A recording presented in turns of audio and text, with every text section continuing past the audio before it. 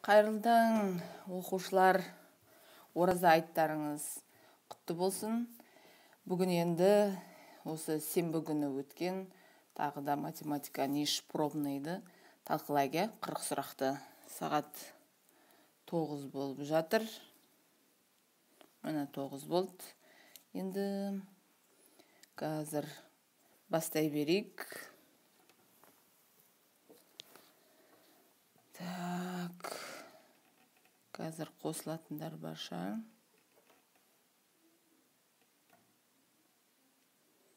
Мына қосылып атқандар бар екен. Сәл күте тұрайық.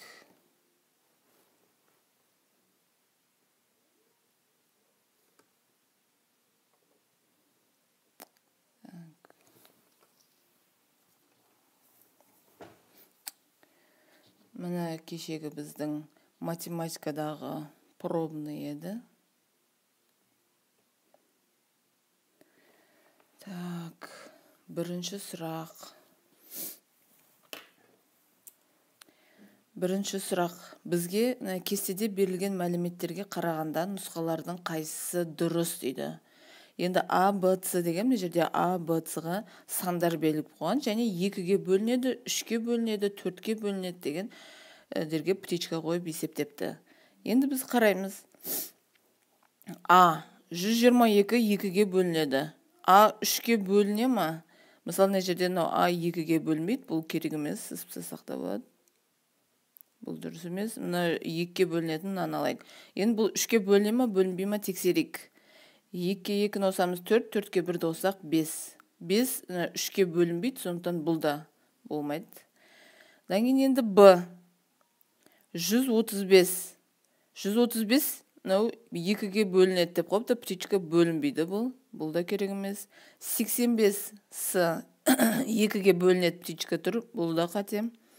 Енді бізде 36 ғана қалып тұр, соны тексеріп көрейік. 36, яғни Б несінде қатарында тұр, 2-ге бөлінеді 36, себебі соңғы жұппен аяқталған. Одан кейін 3-ге бөліне ма? 3-ге бөлінеді, 36 3-ге бөлінеді, цифрларын қосып көрсек те болады 9, 3-ге бөлінеді. 4-ге бөліне ма? 36, 4-ге бөлінеді 9. Енді сонда жауабы болады екен. Енді келесі сұрақ. Осыдан оқушылар шамалы шатасты. Бұл жерде бізде барлығы бір фигура 15 адамға тең дейді. Сонда барлық ер адамдардың жастарының арифметикалық ортасын табыңыз дейді. Арифметикалық орта дегеніміз не еді? Барлық жастарды қосып алып, соны неше адам бар, сонша адамға бөлу керек еді. Енді бізге ер адамдар мына жерде тұр, және мына жерде тұр. 18 жастағы ер адамдар, наның каждый әрбірі 15 адамнан болатын болса, 15-ті 3-ке көбейтеміз, мына жерде 45 адам бар, және 20 жастағы ер адамдардан да 45 адам бар. Сонда екеуін қоса салмаймыз, 45-ке 45-ті 18 жастағы жастары керек қой бізге адамдардың саны. 18-ді көбейтеміз 45-ке. Сонда 18 адамның жастарының қосындысы осыншама болды. Қосамыз 20 жастағылар нешеу? 45. Сонда жастарының қосындысы осыншама болды. Осыны енді бөлеміз. Барлығы бізде неше адам? 45-ке 45-ті қоссақ 90 адам. 90 адам. Енді жерде есептейік, бізді көбейтіп қосып жатқан шақ, екеуіне де ортақ көбейткіш 45 бар, жақшаның сыртына 45 шығарайық. 18 қосылған 20 бөлу 90. Жерде 90 мен 45 қысқарады, 2. 18-ге 20-ны қосатын болсақ, 38. 38-ді енді 2-ге бөле саламыз, 19. Сонда ер адамдардың жастарының арифметикалық ортасы 19 екен. Біреу 18 деді, біреу 20 деді. Сонда 19 шыққан дәлдедік. Енді осы жиындарға қатысты есептерде оқушылардың көбісі әлі де шатасып жүр екен, соны байқадым. Көбісі мына сызық не екен түсінбейді. Мысалы, бөлек мына жерге бір мысал келтірейінші мен кішкентай қылып. Егер мынандай болса, мынау А жиыны болсын, мынау Б жиыны болсын. мына жерде 7 болсын, мына жерде 8 болсын, мына жерге 3 дей сала екенді. Егер бізге былай берілсе, А жиыны, мынандай сызықша Б деген болатын болса, А жиыннан Б жиынын алып таста дейді. Жиын деген не? Дөңгелектің өзі ғой, полный. Сонда міне Б жиынын алып тастаймын, сонда не қалады? 7-нің өзі қалады. Мына жерден 7 деп қояйын. Ал егер бізде керісінше тұрса ше, Б жиыннан А жиынын алып таста дейді. Сонда А жиынын былай жабамын. Сол кезде не қалады? 8. Міне А жиынында дөңгелек қой, дөңгелектің барлығын полностью жабуым керек. Сонда 8. Мынау 8-ге тең. Енді біздің есебімізге келейік. Бізге А және Б жиындарының бірінші не деген? Бірігуі, union. U әрпіне қосады, union. Яғни барлық шеңберді полностью алам деген сөз. Шеңберді сыртынан тағы да дөңгелек деп қояйық. Мынау А жиыны, мынау Б жиыны дөңгелек. Мынаның ішіндегі барлық элементтерін алып тұрмын, өйткені union деген бірігу, барлығын бірге алам деген сөз. Байқасаңыздар, мынаның ішінде С да кіріп кеткен, бірақ мына А жиыны мен дөңгелекті полный алуым керек, Б жиынында полный алуым керек.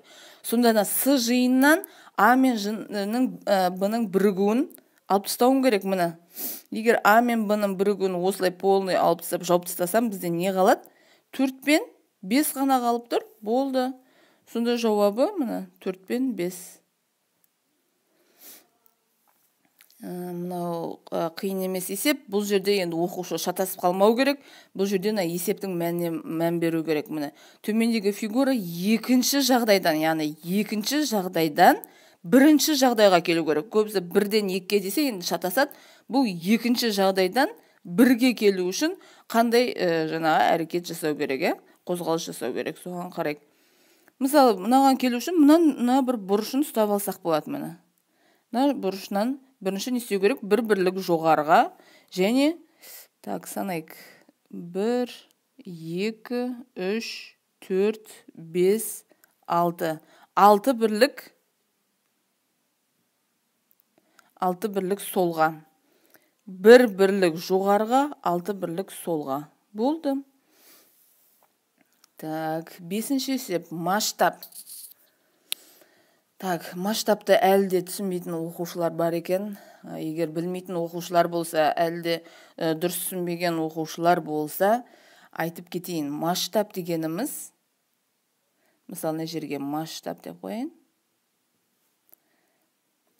Бұл мынандай бөлшек алымына карта жазасын, бөліміне жер жазасын, шын өмірдегі өлшемін жазасын. Карта, жер. Енді масштаб дегенге не қоям деп көбісі таңқалып қалады. Не істерін білмей тұрады мына жерде. Ол үшін масштаб мына жерде жазып тұр ғой, 1 бөлінген, 500 мың деп. 1 бөлінген деген мынандай бөлшекпен жазуға бола ма? Әрине болады. 1 бөлінген 500 мың. Тең, не дедік? Масштаб, карта және жер. Бізге не берілген мына жерде? 4 сантиметр сызбадағы дейді. Енді 4 сантиметр шын өмірдегі бұл мүмкін емес қой. 4 сантиметр болса, значит, картадағы нәрсе деген сөз. Бізге сұрап тұр, бұл екі нүкте ара шындығында неше километр дейді. Мына жер X белгісіз.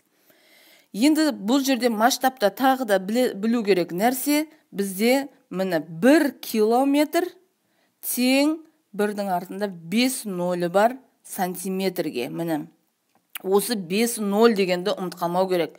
1 километр, яғни 100 мың сантиметр. Білмеймін, өзіме 100 мың сантиметр деп жаттағанша 5 ноль деп жаттаған оңайды. Оңай еске түсіреді. 1 километр 5 нолі бар сантиметр, яғни 5 ноль. Болды, енді мына жерде сразу нольдерді шұбыртпай 5 ноль мына жерде мен сызып тастаймын. Сонда мына жерде километрді, яғни сантиметрді сразу километрге айналдырдым деген сөз. Сонда X тең 5-ке 4-ті көбейтемін, 20 километр. Келесі, сыныпта 25 оқушының 10-ы ән үйірмесіне, 17-сі суретке салады дейді. үйірмесіне қатысады. Сыныпта барлығы осы 2 үйірмеге де қатысса, онда 2 үйірмеге де қатысатын неше оқушы бар. Бізде мынандай жиын ғой. Жиын болғанда Эйлер-Вен шеңбері, барлығы бізде 25 оқушы. Так, 10-ы ән айтады. Деп қойайық, 17-сі сурет салады.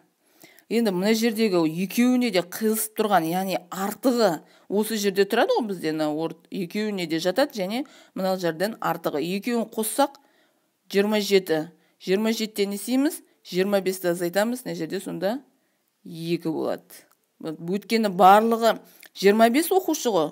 Енді мына екеуіне қарасақ, артығы 10 мен 27, екеуі артық болып тұр, сонда екеуіне жерде тұрады.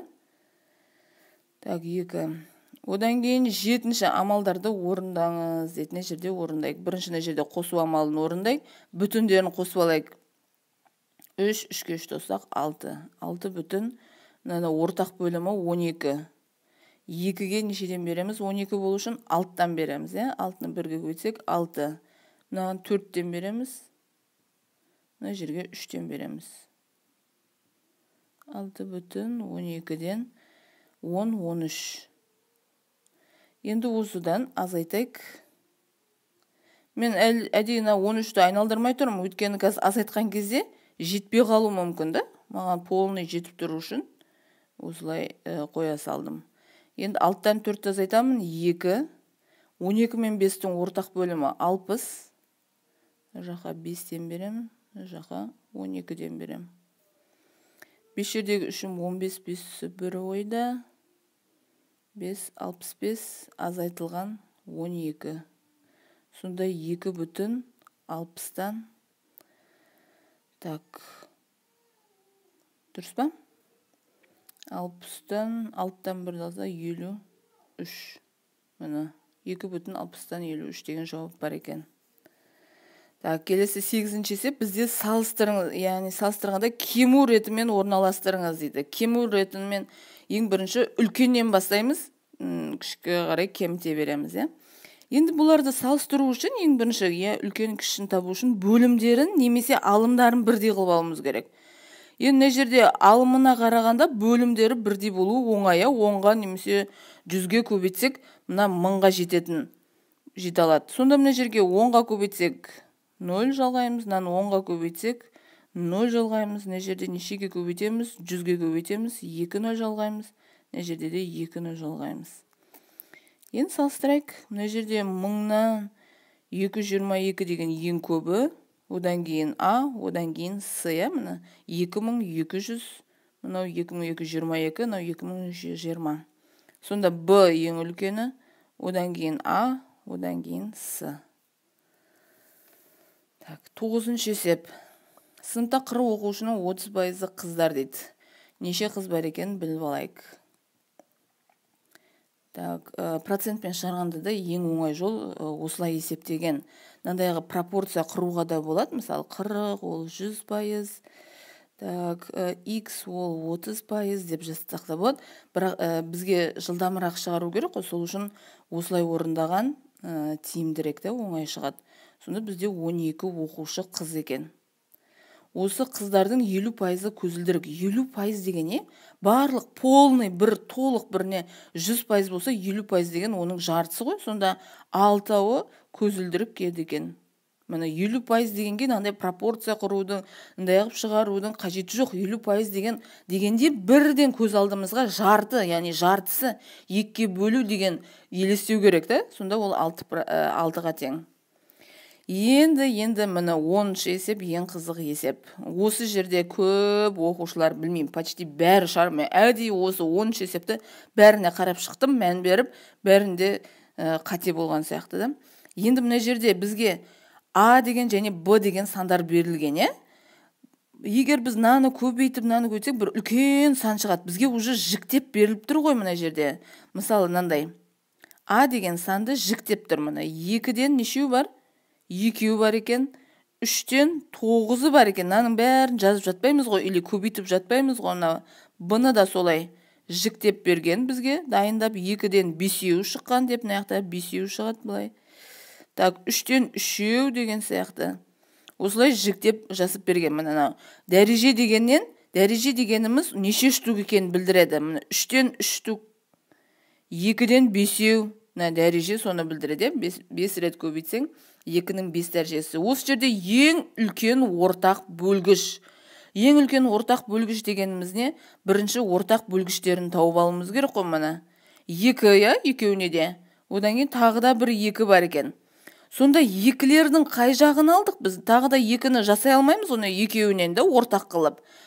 Уже бұна яқта басқа 2 жоқ. Сонда мына 2 наған ортақ болмайды уже. Мына жерде 4 болып тұр. Сонда біз мына 2-нің квадраты мен 2-нің 5 дәрежесінен 2-нің квадратын ғана алдық ортақ бөлім қылып. Және 3-тер де сондай. Енді 3-терден мына 3 ортақ, тағы да мына 3, осыны 5-ші класста өтетін едік. Қазір білмеймін, 4-ші класста өтіп жүр ма? Бағдарлама жаңарды ғой. Мына 3, мына басқа 3 уже мына жақта ортақ жоқ. Сондықтан мына кішісін аламыз. Сонда көбейту 3-тің 3 дәрежесі. Болды, ең үлкен ортақ бөлгіш осы. Екеуін көбейткен кезде мынау неше? 4, 27-ге 4-ке көбейткенге елеймін, В вариантына тең. Бізге не жерге ең үлкен дегенге көбісі мына үлкенін алып қойған. 3-тің 9 дәрежесін, 2-нің 5 дәрежесін. Мысалы бізге қалай алсақ, 24 пен тағы да қандай сан алсақ, 8 алсақ па? Осы жерде ең кіші ортақ бөлгіші неше? Екеуіне де ең кіші деп айтатын болса, 2 ғой, екеуіне де 2 бөлінеді. Бізге енді ең үлкен ортақ бөлгішін аламыз ғой, ең үлкен ортақ бөлгіш, ЕОБ, Сонда осыларды да бөлінетін ең үлкен ортақ бөлгіш бұл жерде бізде 8-дің өзі болып тұр. Мынау 8-ге бөлінеді, 8 де өзіне бөлінеді. Ең үлкені деп аталады сондықтан. Ең кішісі болса бұл жерде 2 болып қалар еді. Так, 11-ші есеп, не жерде есептейік. Көбейту. Бірінші қысқартамыз. 5 пен 20-ны қысқартсақ, 4. 9 бен 12-ні асырсақ, 3, 4. Сонда 9-дан 16 қосылған 2-ден 3. Екеуінің ортақ бөлімі 18. Жаққа 2, жерге 9. Сонда 32-ге қосамыз 27-ні. 18-ден 18-ден 7-ге 9, 59.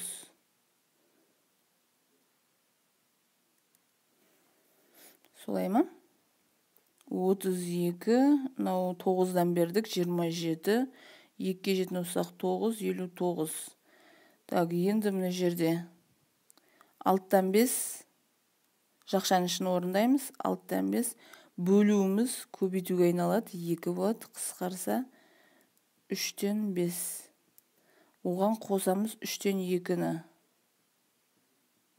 Сонда 3-тен 7. Енді мынадан азайтуымыз керек 3-тен 7-ні. 18-ден 59 азайту 3-тен 7. Ортақ бөлімі 18. 6. 42. 59-дан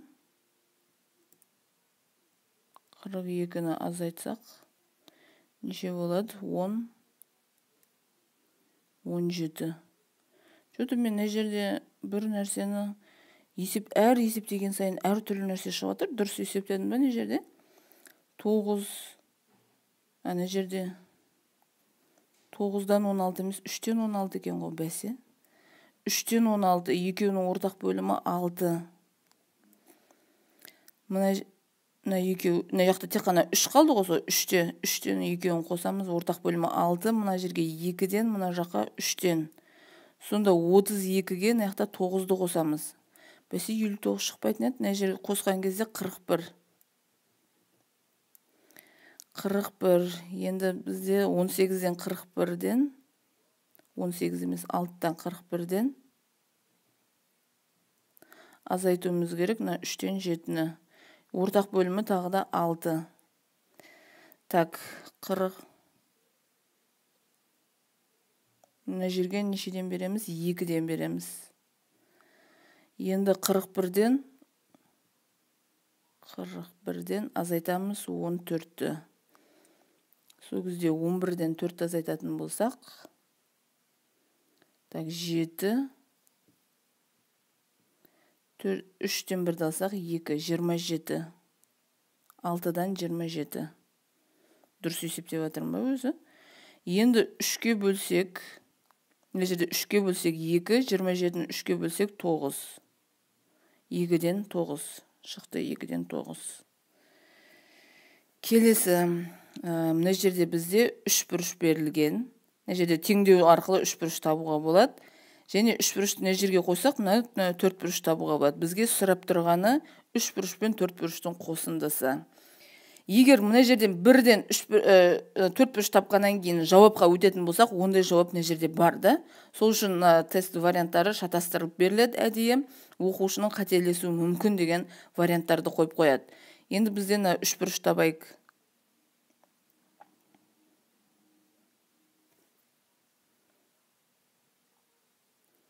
Запрос на участие в вашем прямом эфире дейді. Ол запросты қалай қабылдайды өз?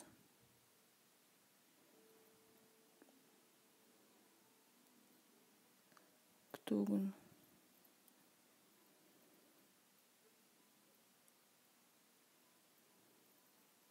Әділет.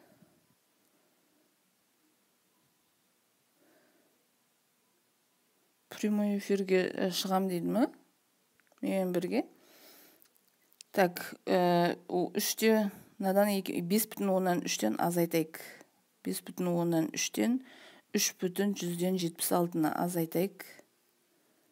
10-нан 6-ны азайтсақ 4. Мұна жерде 2 қалды. 12-ден 7-ні азайтсақ 5. Так, мына жерде 1,154 шықты. Енді 1,154-ті мына жерге қойайық. 1,154. Енді 10-ны 4 бұрыш табу үшін не істеуіміз керек? 1,154-тен азайтуымыз керек 0,9.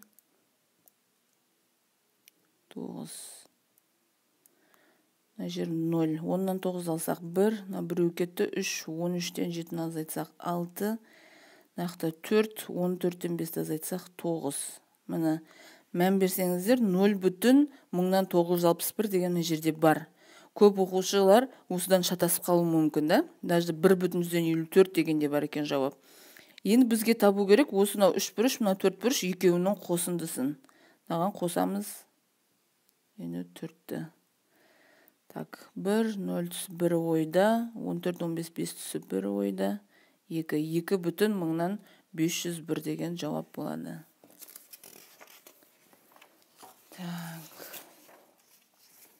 Келесі, бізде теңдеуді шешіңіз дейді. Пропорциялық теңдеу көріп тұрғандай не істейміз? Былай көбейтеміз, е? 1-ден көбейте салайық. 5-дегі 3-ім 15y азайту 25 тең 4-ті 2-ге көбейтсек 8y азайтылған 4. Енді 8y теңдіктің бетіне азайту болып деді. 15-тен 8 азайтсақ 7y. 25-ні жаққа минус неға плюс болады. 25-тен 4 азайтсақ 21y тең 3. Мына 3 бар. Так, осы жерден де оқушылар шатасыпты. Енді бізге қарайық төмендегі кестеде x және y арасында қатынасқа қарап, не жерде белгілі бір қатынаста орналастырылған дейді. Яғни бір заңдылық деп тұрған жоқ, қатынастары бірдей дейді. Олай болатын болса, 3 бұрышпен жаңа жұлдызшаның өрнегін мәнін табыңыз дейді. Қарайық, 3-тен 1 қатынаста, е? Егер мұны 6 мен 2-ні қысқартатын болсақ, бұл да не болады? 3-тен 1 болады. Бәріне ортақ бөлім келтірілген оңай бола ма, білмеймін. Өздеріңіз жасап көрсеңіздер болады да, қалай ыңғайлылық болады. Енді барлығы мынандай қатынаста, бірдей қатынаста дегенсін, лучше қысқартқан оңайырақ болады деп ойлаймын. Енді жер 3-тен 1. Енді 9-бен қандай санды қысқартсақ, бізде 3-тен 1 шығады. Мына жерге, яғни 9-ды нешеге бөлсек 3 шығады, 3-ке бөлген кезде. Сонда мына жерге де 3 болу керек қой мына. Қысқартсақ, мынаяқтан 3-тен 1 шықты. Сонда жұлдызшамыз 3 екен. 3 бұрышымыз 3 екен. Енді 8-бен қандай санды қысқартсақ, тағы да 3-тен 1 шығады. Әрине, 24-ті қысқартамыз 3-тен 1. Бұл сонда жұлдызша 24, 24-ке 3-ті қоссақ 27 шығады. Келесі, осындай есептерден де оқушылардың көбісі шатасады екен. Соны байқадым. Енді соны бір асықпай талдап көрейік. Төменде координаты түзуде берілген амал, нұсқалардың қайсына дұрыс берілген дейді. Бірінші 0 мен 1-дің арасында неше бөлікке бөлінген соны біліп алайық. 1, 2, 3, 4, 5, 6. 6 екен. Енді 1 мен 2-ның де арасы сондай болу керек. Міне 1, 2, 3, 4, 5, 6. Яғни каждый аралық 6 бөлікке бөлінген болу керек. Енді бірінші амалды көрейік, не істеген? Так, 6 бөліктің нешіншісіне келіп тоқтап тұр? 1, 2, 3, 4. 6-тан 4. Енді келесі, мына жерден бастап мына аралықты санап көрейік. 1, 2, 3, 4, 5, 6. Біздің өзіміздің аралық бір полный аралық 6 еді ғой, 6 бөлікке бөлінген еді ғой. Мынау полный 6 болып тұр ғой. Сонда 6-дан 6 деген сөз ғой. Немесе 6-тан 6 дегеніміз неге тең? 1-ге тең. Болды. Енді сонда бұдан не шығады? 1 бүтін 6-тан 4 шығу керек, Міне наяқта шығып, ең соңында шыққан нәрсесінің нәтижесі. Көрек тексеріп, міне 1 бүтіні тұр. 1, 2, 3, 4. Міне 6 бөліктің 4-шісіне келіп тұр. 1 бүтін 6-тан 4. Ол дегеніміз 6-дан міне 10-ға тең. Так, теңдеуді шешіңіз дейді. Мына жерде аларды бір жаққа жинақталайық. 9-дан 5-аны азайтамыз. 4а. Мына а мына жерге азайту болып барады. Тең 27 минус 12 плюс 12 болып барады. Сонда 3а тең 27-ге 12-ні қоссақ 39, а тең 13. 13 деген жауап бар екен. Так, мынауда бір қызық есеп шығарылған. Қатты қиын емес, логикаға салса бірден шығарға болады. Фабрикаға мына машина кіретті, мынандай машина болып шығады дейді. Сонда 6 деген кіретті, мына жерге 6-ны қоямыз. Жеті жердегі 6-ым 42. 42-ден 3-ті мына жерде азайту деп тұр. Мына жерден сонда 39 болып шығады. Так, мынауда оңай есептердің бірі. Бізге Қайрат көкенің 3 баласының жастары төменде берілген. 3, 6, 8 жаста. Балалардың әр қайсы әкесінің жасын өз жасына бөлгенде 2 қалдық қалады дейді. Мына жерде варианттармен жұмыс істесек болады. Мысалы 26 дейді. 26-ны 3-ке бөлсек, 3 жердегі 8-ім 24 қой, 2 қалдық қалып тұр. 6 жердегі 4-ім 24. Бұяқтан да 2 қалдық қалып тұр. 8 жердегі 3-ім 24. Бұдан да міне 2 қалдық қалып тұр. Сонда әкесінің жасы 26-да. Так, бос орынға сәйкес келетін санды табыңыз. Мына жерде x деп алсақ та болады, міне x. Сонда x көбейтілген 3-тен 1 дейік. Теңдеу сияқты орындаға 1 бүтін 6-тан 1-ден, яғни 6-дан 7-ден азайтамыз. Қосу азайту болып өтеді. 2-ден 1-ді. Екеуінің ортақ бөлімі 6, мынаға 3-тен береміз. 7-ден 3-ті азайтсақ 4. Сонда x тең 6-тан 4-ті бөлуіміз керек. 3-тен 1-ге бөлу көбейтуге айналады. Орындары алмасады. Қысқартамыз. Жерде 2-ден 4. 4-ті 2-ге бөлсек 2 шығады. Төменде кестеге қарап, нұсқалардың қайсысы қате?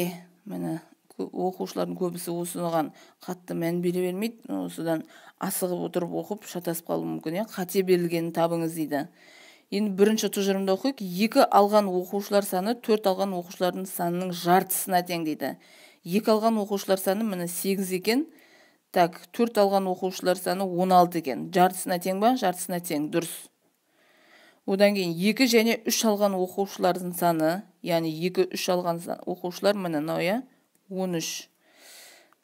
Сандарының қосындысы 1 алған оқушылардың санына тең дейді. Наған тең ба 12-ге? Налар тең емес. Міне қатесі осы болды. Так, арғарай. Міне не жерде де масштаб, міне бізде ненің масштабы берілген.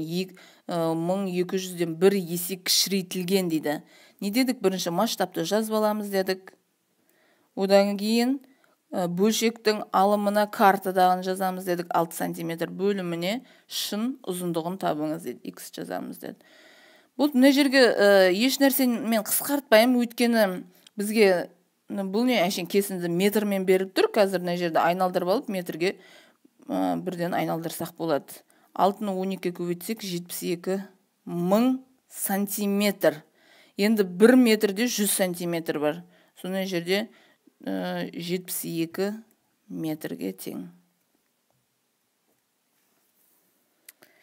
Так, мына жерде бізде суреттегі қарағанда нұсқалардың қайсысы дұрысын сұраптар. Фигураның 5-тен 1-і қызылға боялған. Так, қазір біздің қайсысы қызыл еді? Менің оригиналына қарап жүрек. Міне, Z қызыл екен, сары F екен. Қарайық, фигураның 5-тен 1-і дейді.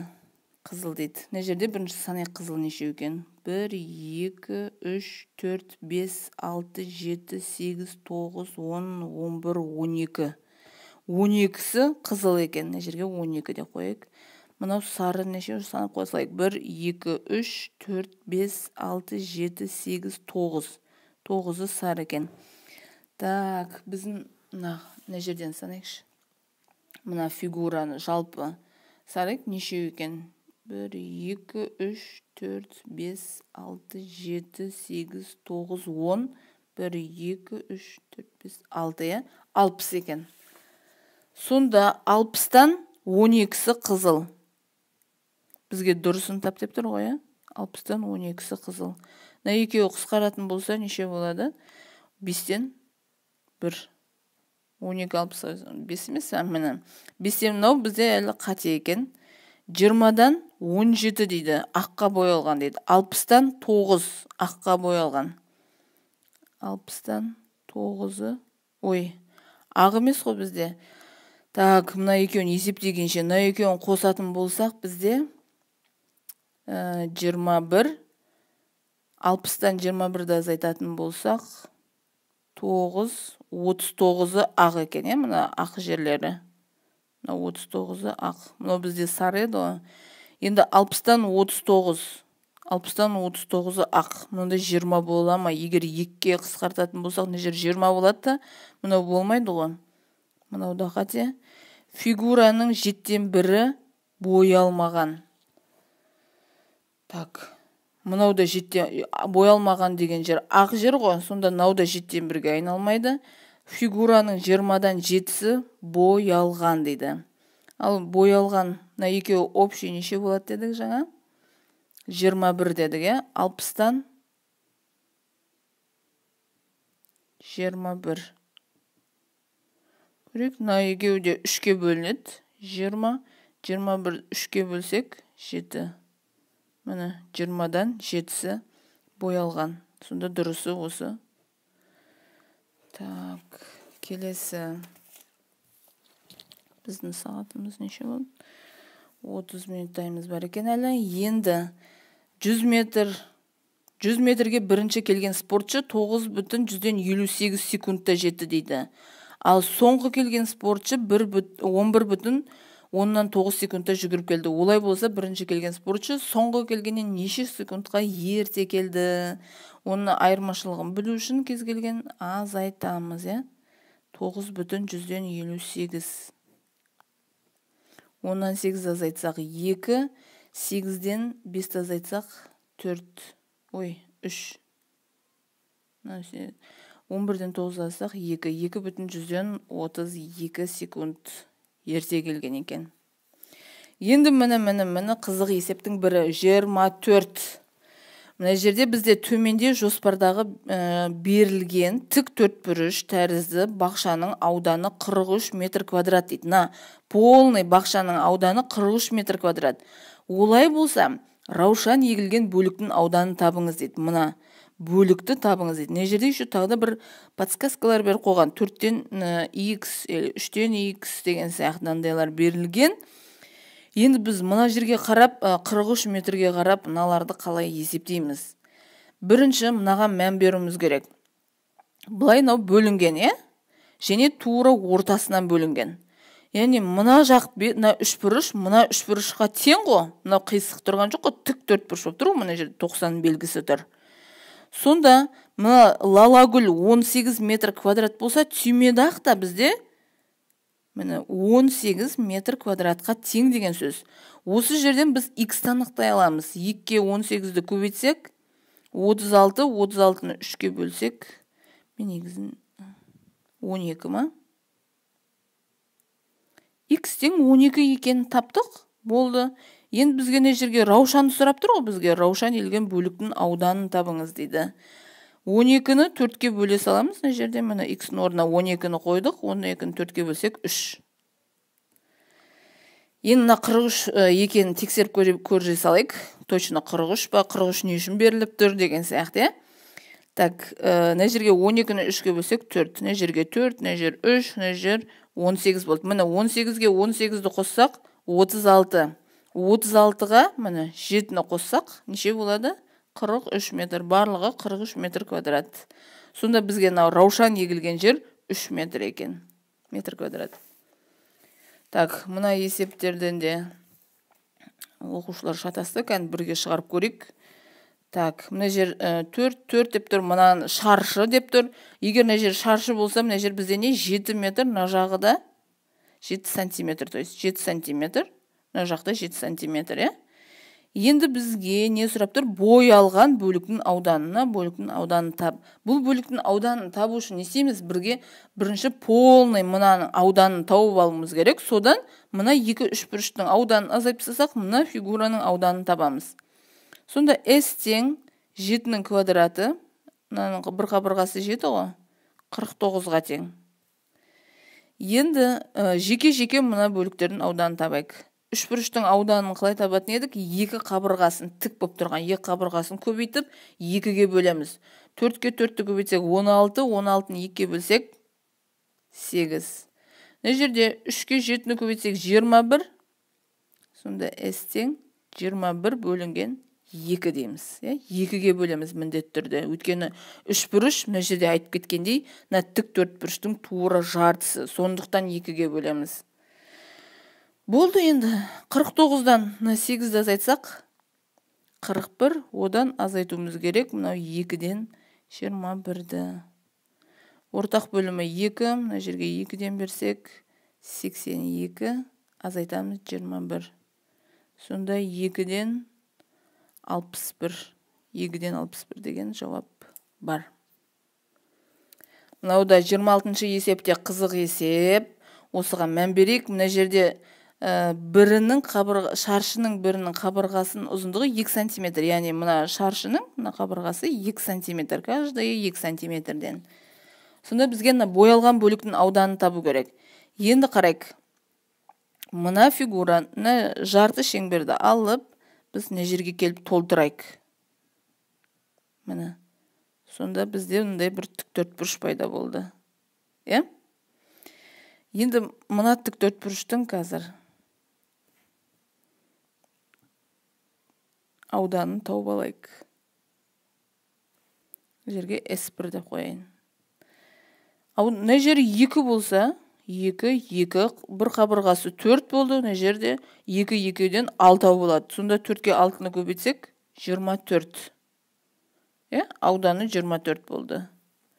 Енді мына кішкентай бөлікті әкеліп, мына жерге қойсақ, бір тағы да шаршы шыға ма? Шығады. Дәл осы бөлік мына жерде тұр. Или мынаны аяққа қойсақ та болады. Сонда мына жерде бір шаршы бар. Мынаның ауданы 2-2, 4. Мына жерде тағы да бір шаршы бар. Мынаны алайық. Мынаумен қосып. Сонда 4-ке 4-ті қоссақ, S2 де қойайық. 8. Мына 2 кішкентай шаршының аудандары. Енді мына ортасындағын алып тастағанда мына екеуін біріктірсек, былай жақын жабыстырсақ бір-біріне не жерден. Бір мынандай жарты шеңбер шығады. Ол жарты шеңберді былай қоса саламыз. Сонда толық бір шеңбер шығып тұр. Шеңбердің дөңгелектің ауданы қанша? Пи ар квадрат. Радиусымыз қанша бізде? 2-ге тең. Пи нешеге тең деп тұр? 3-ге тең. Сонда 3 көбейтілген 2-нің квадраты 4, 4-ті 3-ге көбейтсек 12. S3-іміз бізде 12-ге тең болды. Бұл енді осы үшеуін қоса салу керек. Мұна екеуін қоссақ 20, 20-ға 24-ті қоссақ 44. Так, төменде берілген табаны шаршы болатын дейді. Яғни табаны шаршы. Бір қабырғасы 4 болса, мұна жерде 4 деген сөз. Параллелепипедтің көлемінің куб көлеміне қатынасы. Мұнаның көлемі қандай? 4 көбейтілген 6 ғой. Ал мұнаның көлемі қандай? 2 көбейтілген 2, я? Яғни бұлай қысқарта салайық. Не жерде? Қысқарта салайық. 2 жердегі 6 сонда 12. Мынау бағана есепке ұқсайды, бірақ мына жердегі айып етпеңіздер, мынандай нелері көрінбей қалған. Шамалы осындай нелер болды, бірақ көбісі осы 7-ні белгілеген, немесе толық 7,5 деп жазған, олардың есептерін осылай қабылдадым, е? Мынау бағанандай 5 пен 20-ны қысқартамыз, 4, 9 пен 3, мына жерде 4, мына жерде 3. Сонда 3-тен 16. Қосылған 2-ден 3. Сонда 6. Так, бағаны 41 шығып еді ме? 32-ге, наяқта 3, 32-ге 9-ды қоссақ 41 шығады ғой, 41. Енді мына жерде есептейік. Мына жерде 6-тан 5-ті көбейтеміз 2-ге, 3-тен 5, 2-ден 3-тен азайтуымыз керек, 3-тен 5-ті. 2-ден 3, азайту 3-тен 5. Ой, кешіріңіздер, 3-тен 2. Сонда бізде минус 3-тен 3 шығайын деп тұр, минус 1. Минус 1 жақшаның ішінен шығады, на минуспен не болады? Плюс 1 болып кетеді. Сонда 6-тан 41-ге қосуымыз керек. 6-тан 6, 1 дегеніміз 6-тан 6 ғой. Сонда 6-тан 47. Бұл дегеніміз 7,6-тан 42 ғой. 5. 7,6-тан 5 шығады. Так, бір-біріне бағыңқы 2 тісті тегершіктер. Осы есеп қатты қиын емес, осыған мән беріп шығарайықшы, осыны үйреніп алайықшы. Мынандай 2 тегерш, мынандай бір тісі бар нелер ғой, сағаттың нелі сияқты бір-бірімен байланысты. Или дөңгелек болса да бәрібір, я? Енді бұл жерде де пропорция қылып шығарамыз. Міне біріншісінің 36 дейді, тісі бар дейді, екіншісінікі 24 тісі бар дейді.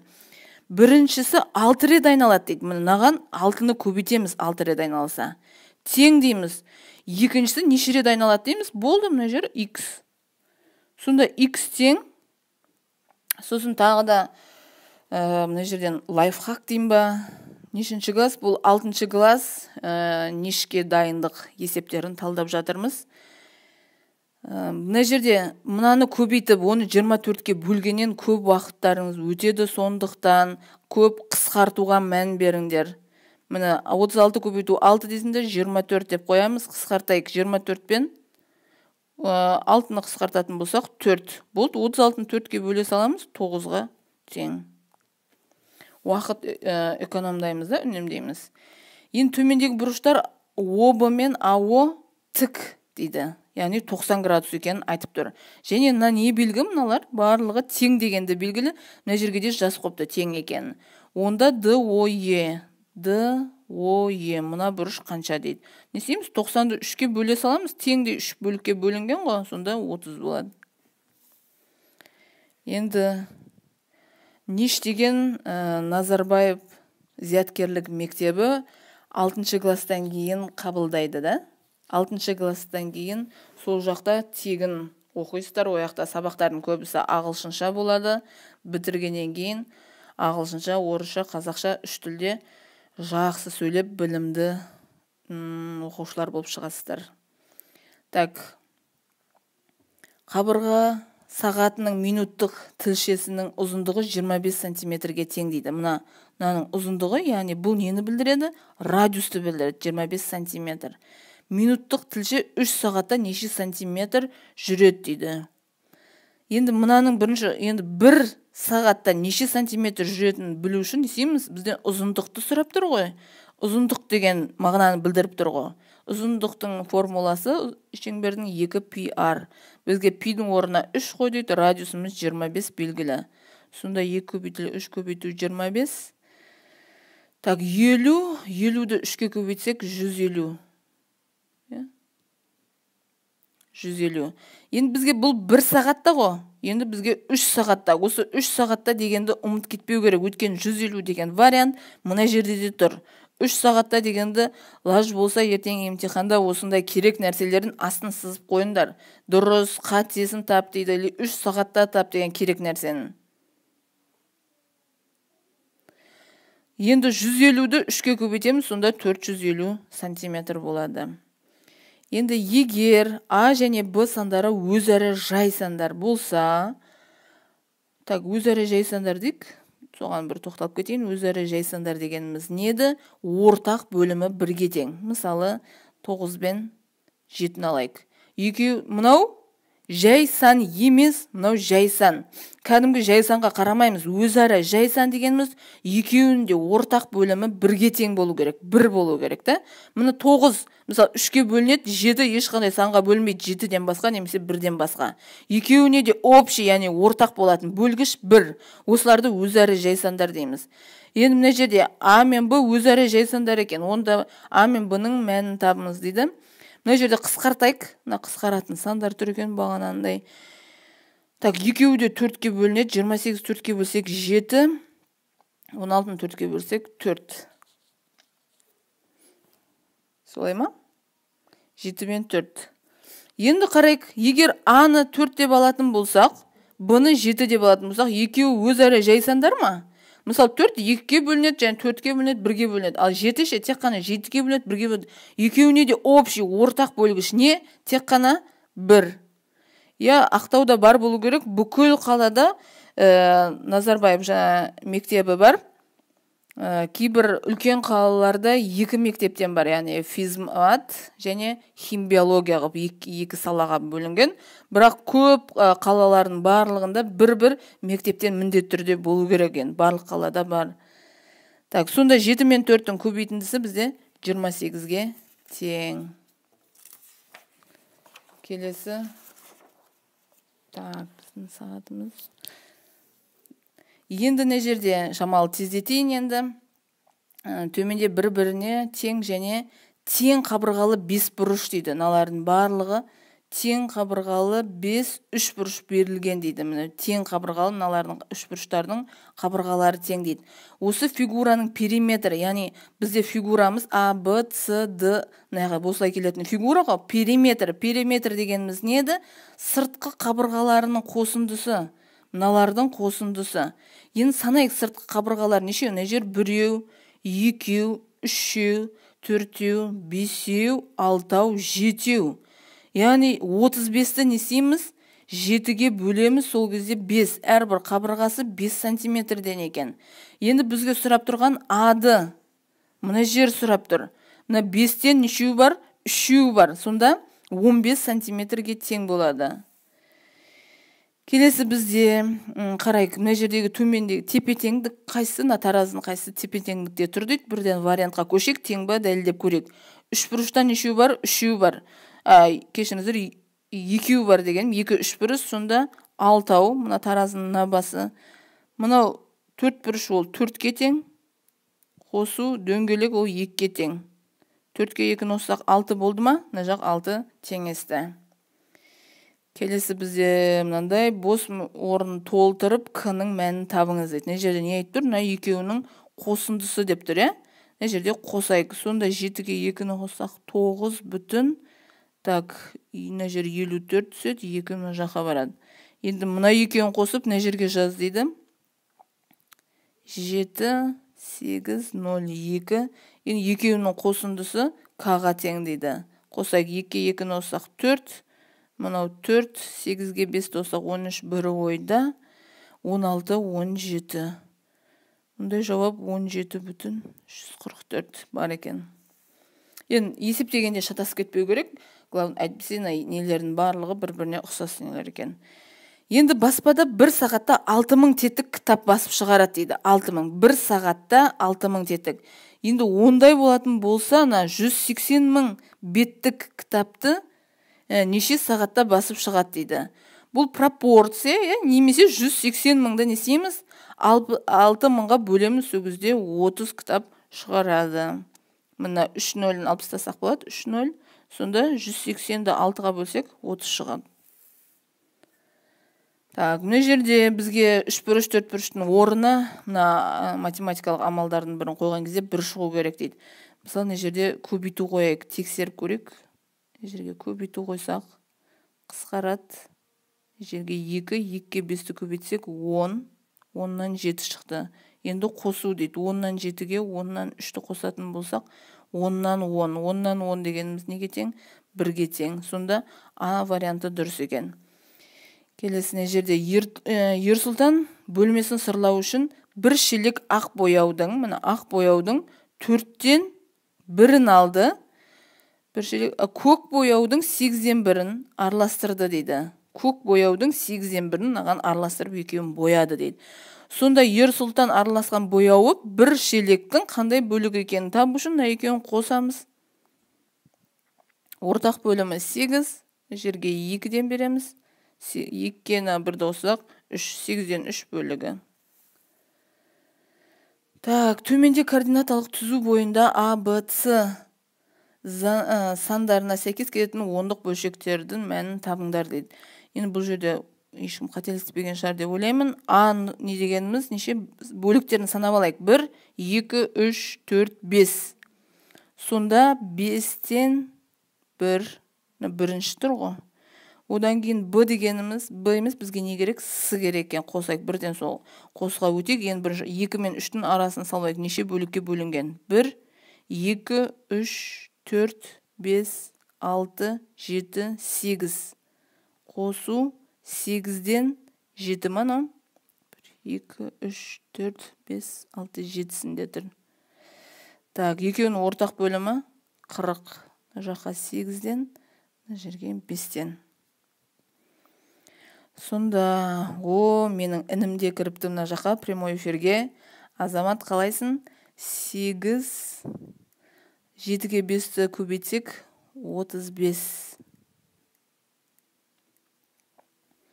40-тан сонда 35-ге 8-ді қосатын болсақ 43. Мына А мен С-ны қосып алдық, 43 шықты. 40-тан 43, енді Б-ны азайтуымыз керек. Б-ның мәні бізде 1 бүтін. Тоқтайым, тоқта. Мына жерде 2 бүтін ұмытып кетіппіз. Мына 2 бүтінді мән беруіміз керек. 2 бүтін 40-тан 43. Мына 2 бүтіні бар. Енді Б дегеніміз бізде 1 бүтін неше? 1, 2, 3, 4. 4-тен 3. Бұл 2 бүтін 40-тан 43-тен 1 бүтін 4-тен 3-ті азайтайық. Мұнаны әдейі қалдырам. Қазір азайтуға бізге жетпей қалмау үшін. Сонда 2-ден 1-ді азайтамыз бүтін бөліктерін. 1 ортақ бөлімі 40. Мына жерге 10-нан беремін. Сонда 43-тен 30-ды азайтсам 13. 1 бүтін 40-тан 13. Енді бізге мына жерде 1 бүтіндер деген көп екен.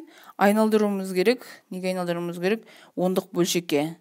Так, 4 негізінде нешеге көбейткенде? 25-ке көбейткенде 100 болады, 25-ке көбейтсек 100 болады, 100-ның артынан не болады? 1000 болады екен. Сонда 13-ті де қазір 25-ке көбейтуім керек. 13 көбейтілген 25. 15, 5 түсі 1 ойда. 5, 6, жерде 6, 2. 5, 12, 1 ойда. 325. 1 бүтін 1000-нан 325 деген жауап бар. Және 40-шы есепке келдік. Мына жерде төменде бір фигураның 3 жағының көрінісі берілген. Бұл нұсқалардың қай фигура? Енді оқушылардың көбісі А деп жазыпты, дұрыс. Бірақ бізде мына Б варианты екеуі бірдей екен.